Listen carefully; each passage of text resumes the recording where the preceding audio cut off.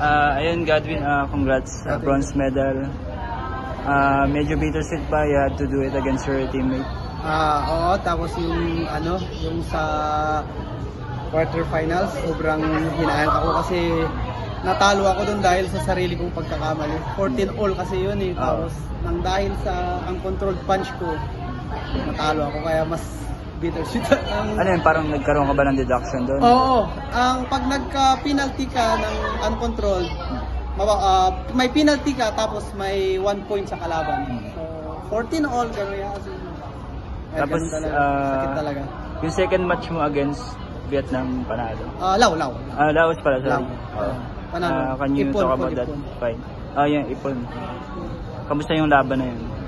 Okay lang pero nagulat ako kasi akala ko yung Lao parang lang din, nakaparticipate pero hirap din ako. Umabot din ng almost 2 minutes bago ko naipon. Nagbas pa ata yung lips mo yun? Oo, dito. Kasi more on takedown ko kasi medyo wrestling ako. Hindi, more on lagi ako nagdadak. Kaya minsan nasasabog ko mga tuhod. Kanina yung fight against Rashay, kamusta naman? Yung sa teammate natin, parang play spar na kami. Pero syempre walang pabigayan kasi nag-iisang medal na kukunin namin yun. So yun, best of the best na lang ginawa namin. Pero ayun nga, may medal ka. Pang ilan mo na pala itong medal? Ito yung pangalawang SEA Games ko, tapos pangalawang bronze din. Ano yung isa? Yung first din is new sport din, yung Bukator, Pon Bukator. Parang Muay Thai siya. Okay. Tapos bronze din ako. Yun sa Cambodia last. So, may mga gusto ka bang pasalamatan, ganyan? Pasalamatan sa JJFP, tapos yung Jiu-Jitsu fighting namin, tsaka yung NSA ko na Sambo na nagbigay sa akin ng endorsement para maglaro sa bang sport.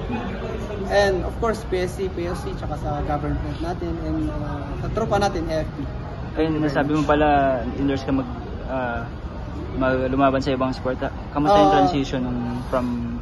Yun nga, medyo mahirap lalo na to. Well, though medyo pag Niwaza or kasi galing naman din ako sa Niwaza first, Jiu-Jitsu. Pero ito kasi Jiu-Jitsu fighting. It's like MMA. Kaya yung nahihirapan kami dito. Almost lahat kami sa team, nahihirapan kami sa part 1 kasi the striking is point system. Hindi mo pwedeng lakasan. Parang yung sabi ko nga kanina, nalakasan ko yung suntok ko, penalty ako. Doon kami nahihirapan sa transition. Pero wrestling and submission, all goods ako doon. Sa striking talaga.